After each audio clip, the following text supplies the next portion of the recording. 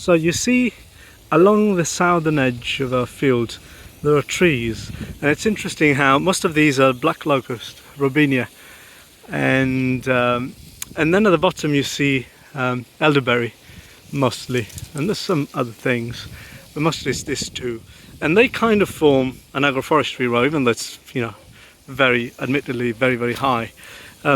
So there are two ways in which one could use an edge, if you want, like that in our system. One is to treat it like an agroforestry row, and make the biomass or support plant produce biomass and give support. And so one way of doing that would be to select some trees to cut at head height, and then pollard essentially, so they will sprout with a lot of small branches, and then those small branches can be used for mulch or for composting, or, you know, many other ways.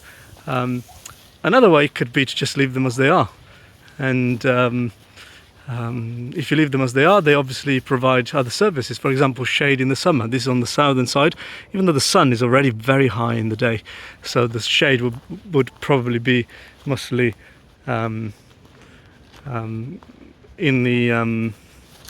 present in the morning. I'm going to take a closer look for you at these.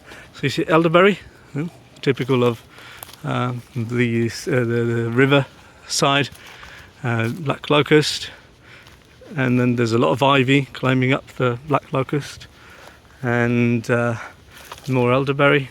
See, it behaves like a shrub. And so one idea would be to really coppice these, and every year they produce some younger biomass. Initially this wood could be used as a mulch, either chipped or not chipped, and then increasingly it could be used in different ways. And the big question really is about the big tall trees. I initially thought we would pollard them, use the wood, you know, robinia, black locust wood is really good for burning as well, for fuel. And then from that moment on we'd have like a head, what we call a willow head. So essentially that would mean a pollard, where from a main